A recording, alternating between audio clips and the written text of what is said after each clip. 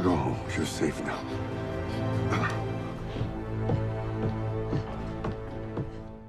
Noah Centineo is officially stepping into the shoes of one of cinema's most legendary action heroes. The To All the Boys I've Loved Before star has been tapped to play a young John Rambo, the character made famous by Sylvester Stallone, in an upcoming prequel titled John Rambo from Millennium Media. It's a bold move for Centineo, who's mostly known for charming rom-coms and fast-paced spy dramas, but it's also one that could completely change the direction of his career because this isn't just another reboot, it's the start of a new era for the Rambo franchise. The original Rambo story came from David Morrell's 1972 novel First Blood, which followed a troubled Vietnam War veteran and former Green Beret who's a master of weapons, survival, and guerrilla warfare.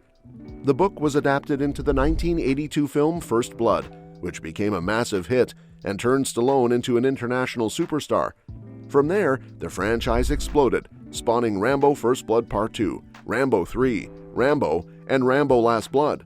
Collectively, these 5 films have grossed over $800 million worldwide, proving that audiences never got tired of watching Rambo fight his way through impossible odds. But this time, things are going back to the beginning, before the scars, before the iconic red headband, and before Rambo became the unstoppable soldier we know. The prequel aims to tell the story of how a young John Rambo was shaped by the Vietnam War, exploring what turned him from an idealistic soldier into the haunted veteran seen in First Blood. It's a fascinating direction, but what really caught people's attention is the casting of Noah Centineo. Known for his breakout role as Peter Kavinsky in Netflix's To All the Boys I've Loved Before trilogy, Centineo has made a name for himself playing easygoing, likable characters. He also starred in The Fosters and headlined the Netflix spy series The Recruit, which he also executive produced. In 2022, he took on a completely different kind of role as Atom Smasher in DC's Black Adam, opposite Dwayne "The Rock" Johnson. More recently, he appeared in Warfare, a gritty military drama from A24 directed by Ray Mendoza and Alex Garland, alongside Joseph Quinn and Kit Connor. Centineo has also been building his own production company, Arkham Productions, with Enzo Mark. Their first feature, Our Hero, Balthazar, premiered earlier this year at the Tribeca Film Festival. The dark comedy, written and directed by Oscar Boyson, tells the story of a wealthy teenager who pretends to care about gun reform for clout until he meets an online troll planning a shooting. It's the kind of risky, thought-provoking project that proves Centineo's interests go beyond lighthearted entertainment. Still, the idea of Centineo playing Rambo raised eyebrows. After all, Stallone's portrayal is so ingrained in pop culture that it's hard to imagine anyone else wielding that signature combat knife or wearing that intense stare. Some fans are skeptical because Centineo's past work doesn't exactly scream war-hardened killing machine, but that's also what makes his casting so interesting. When First Blood first came out, it wasn't just a movie about explosions and action. It was a story about trauma, alienation, and the emotional scars left by war. Rambo was broken, lonely, and misunderstood, which made him one of the most complex action heroes of his time. Over the years, as the sequels leaned more into blockbuster spectacle, that vulnerability faded into the background. So bringing in an actor like Centineo, someone who can portray emotional depth and innocence, could help restore the tragic humanity that defined Rambo in the first place. In the early parts of the film, Centineo's Rambo might even come across as more optimistic and naive, still believing in the ideals that got him to enlist. But as the Vietnam War unfolds and the horrors pile up, the audience would see him gradually harden into the soldier we recognize. It's a transformation that would be both emotional and physical, and Centineo's performance in Warfare already showed he can handle darker material when given the chance. That film required him to portray deep psychological trauma, and critics praised him for bringing a believable intensity to the role.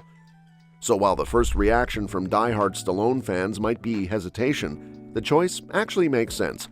This isn't meant to replace Stallone's version, it's meant to show how that version came to be, and if done right, it could be the most grounded and faithful Rambo movie since First Blood itself. The prequel already has a strong creative team behind it. Sisu and Rare Exports director Jalmari Helander is helming the project, with Rory Haines and Sohrab Noshirvani, known for the Mauritanian and Black Adam, writing the script. Filming is expected to start in Thailand, a location that fits perfectly given Rambo's wartime history in Southeast Asia. Helander himself is a lifelong fan of the franchise. In his own words, making a Rambo movie feels surreal because he's loved the character since he was 11 years old.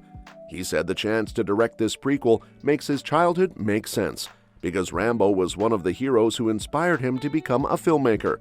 With Helander's unique mix of gritty action and emotional storytelling, fans can probably expect the film to feel intense but meaningful, more like First Blood than the more exaggerated sequels.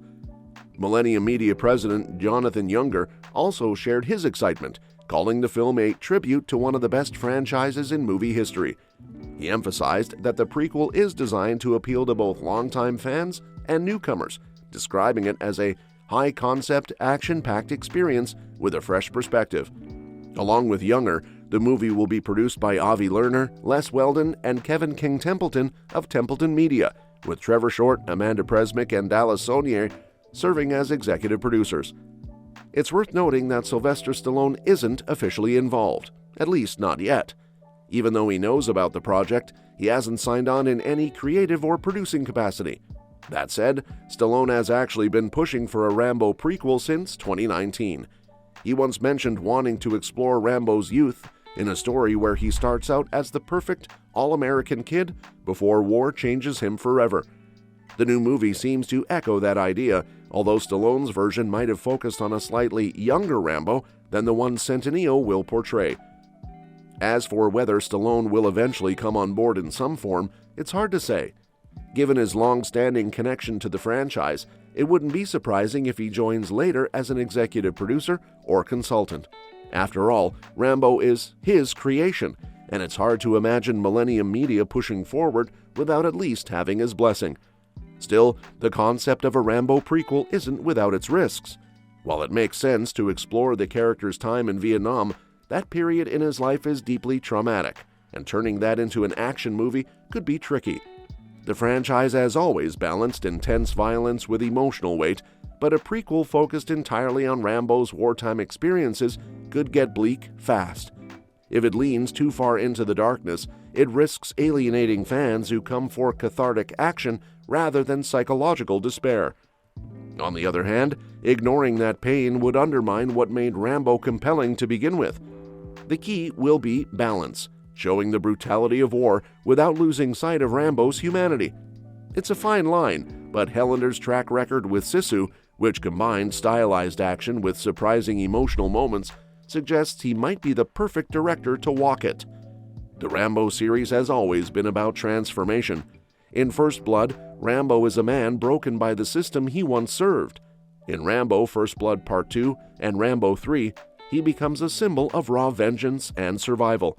And in Rambo Last Blood, he's a weary warrior fighting one last battle. But John Rambo gives audiences something new, the chance to see who he was before the trauma. Noah Centineo, despite being an unexpected pick, could capture that innocence before it's lost. His past work proves he can carry charm, heart, and intensity, and those qualities might make his Rambo more layered than anyone expects. This version doesn't need to be the grizzled war hero, he just needs to be believable as someone who could become him. If the movie succeeds, it could open the door for a whole new wave of Rambo stories, perhaps even a trilogy chronicling his evolution from soldier to survivor. Because while Stallone's Rambo defined the franchise's past, Centineo's version could define its future.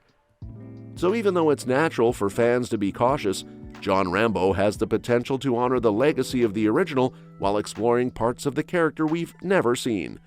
With Helander directing, Haines and Noshirvani writing, and Centineo stepping into the spotlight, the project already feels like more than just another cash grab reboot.